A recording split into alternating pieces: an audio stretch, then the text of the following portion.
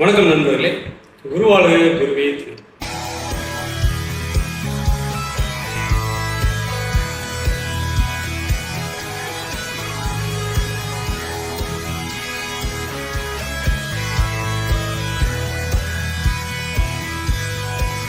இன்னைக்கு நம்ம பார்க்க போற சப்ஜெக்ட் அப்படின்னு பார்த்தீங்கன்னா விதி கொடுப்புனையும் தசாபுத்திகள்.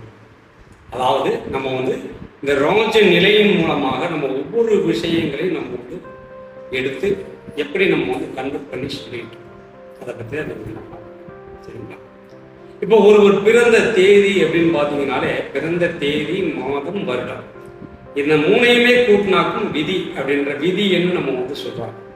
அதாவது நியூமராலஜியில் அதாவது பிறந்த தேதி, மாதம், வருடம் இதை மூணையும் நம்ம கூட்டி வரக்கூடிய எண் எந்த எண் வருகிறதோ அந்த எண்ணை விதி எண் சொல்றோம்.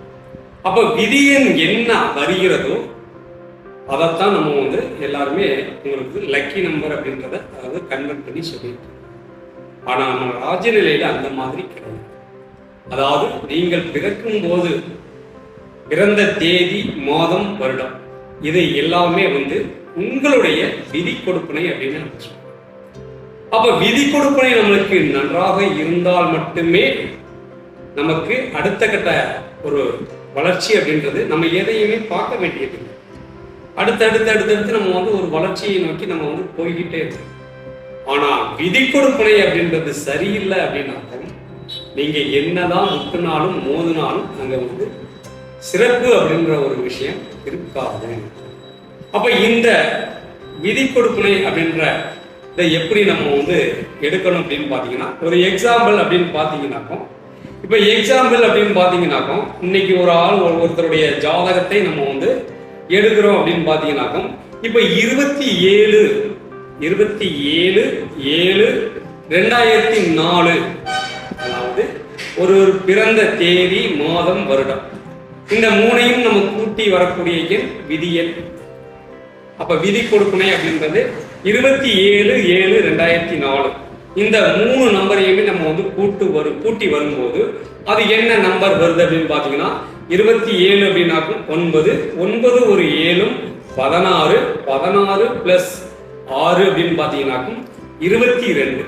அப்ப இந்த 22 அப்படின்ற நம்பர் இவருடைய விதி கொடுப்பனை அப்படின்னு நம்ம எடுத்துக்கலாம்.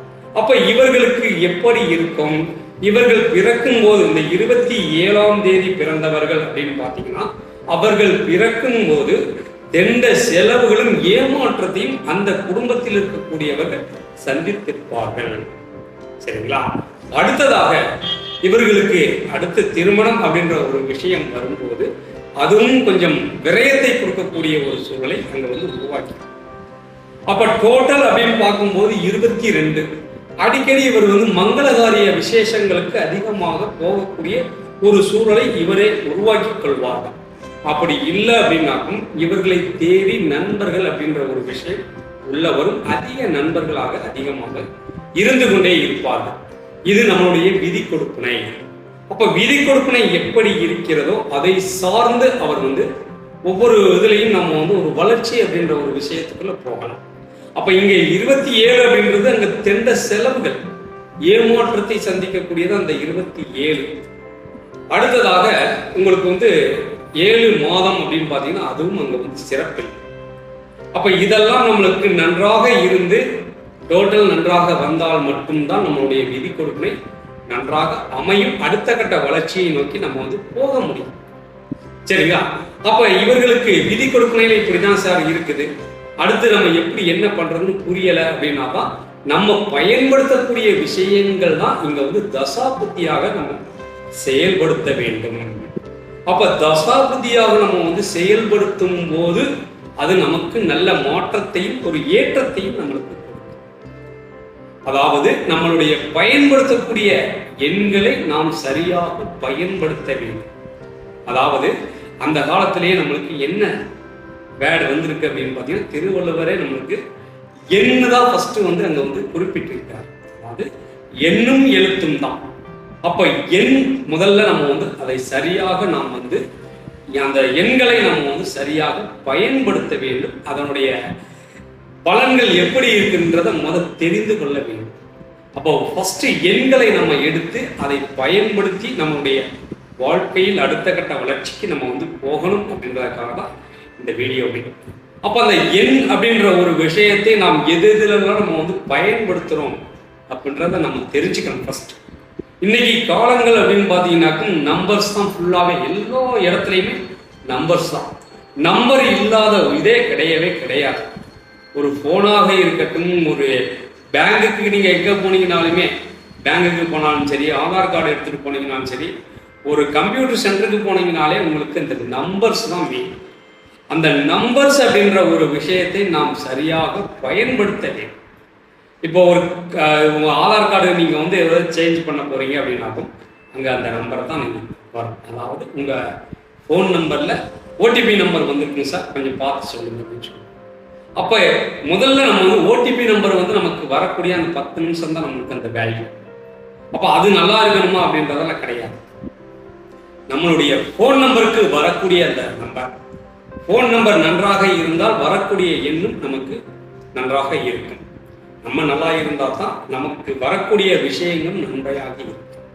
நம்ம பொதுவாகவே நம்ம நல்லவர்களாக இருந்தால் தான் நம்மளை சார்ந்து இருக்கக்கூடியவர்கள் நல்லவர்களாக இருப்பார்கள். சரிங்களா? இப்படி ஒவ்வொரு விஷயத்திலையும் நம்ம வந்து எண்களை நம்ம வந்து சரியாக பயன்படுத்த வேண்டும். எல்லாமே நான் அனுபவமாகத்தான் உங்களுக்கு நாங்கள் சொல்லிட்டு இருக்கோம். ஒவ்வொரு விஷயத்திலையும் அனுபவம் அப்படின்றது முக்கியம். அப்ப இந்த எண்கள் அப்படின்ற ஒரு விஷயம் எதுல நம்ம அதிகமா பயன்படுத்துறோம். நம்ம வீட்டுல சும்மாவே உட்கார்ந்து இருந்தாலும் கூட போன் அப்படின்ற ஒரு விஷயம் அங்க வந்து வேலை செஞ்சுக்கிட்டு. ஏன்னா நம்ம கம்மன் தான் இருப்போம், யாராவது ஒரு ஆள் கூப்பிடுவாங்க. அப்ப கூப்பிடக்கூடிய அந்த நம்பர்ஸ் அப்படின்றது அங்க வந்து சரியா இருக்கும். இப்ப 2 பேர் என்ன செய்யறாங்க அப்படின்னாக்கோ நம்பர் எல்லாம் மாத்திடுறாங்க. மாத்திட்டு கடைசியா அதை அப்படியே டவுன் அப்படியே வச்சிடறாங்க. பழைய நம்பரை டவுன் பண்ணிட்டு புதிய நம்பரை தான் அதிகமா யூஸ் பண்ணணும்னு நம்ம வந்து எல்லா வீடியோலையும் நம்ம வந்து சொல்லிக்கிட்டு தான் இருக்கோம். ஆனா மக்களுக்கு அது வந்து எப்படின்றது புரியலையா தெரியலையா அப்படின்றதே புரிய மாட்டேங்குது. அதாவது சார் நீங்க கொடுத்த நம்பர் தானே சார் நான் பேசிட்டு இருக்கிறேன் அப்படின்னு சொல்றாங்க.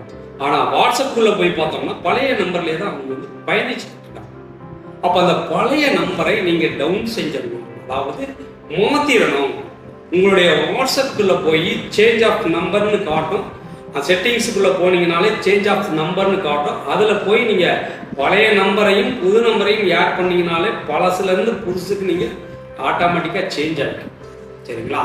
அதனால தயவு செய்து நீங்க என்ன செய்யறீங்க அப்படின்னாக்கும் நம்பர்களை எல்லாம் மாத்துறீங்க அப்படின்னாக்கும் மாத்தின நம்பரை வந்து நீங்க வந்து புது நம்பருக்கு எல்லாமே கன்வெர்ட் பண்ணிக்கணும். அப்பதான் உங்களுடைய வாழ்க்கை தரம் நன்றாக இருக்கும்.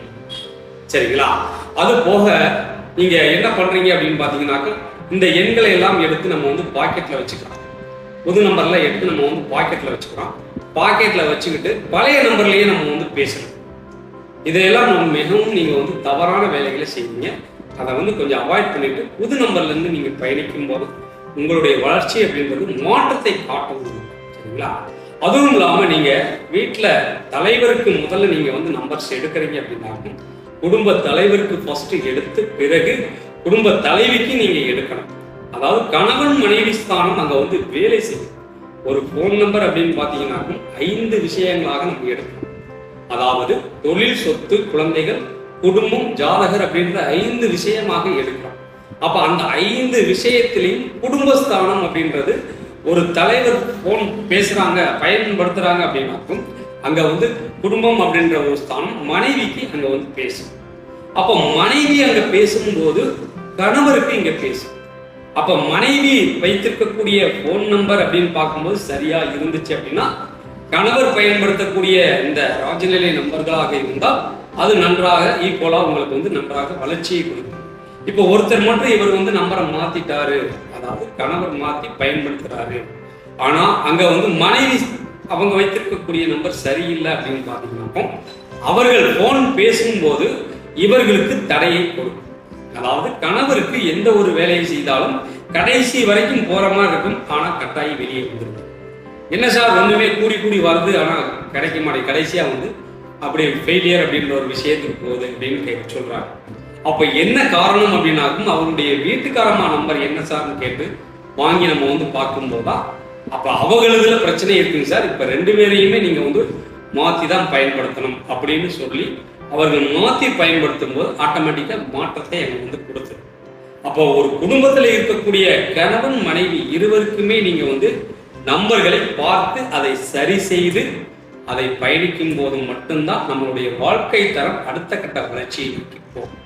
இப்போ குழந்தைகள் இருக்காங்க சார், அவங்களோட நம்மள்கிட்ட பேசுமா அப்படின்னு பார்த்தீங்கன்னா அவர்களுக்கு 18 வயது ஆன பிறகு அவர்களுக்கு அங்கே பேசும். அதாவது நீங்க வைத்திருக்கக்கூடிய நம்பர்ல இருக்கக்கூடிய குழந்தைகள் ஸ்தானம் அப்படின்னு பார்க்கும்போது குழந்தைகளுக்கு அங்கே பேசும்.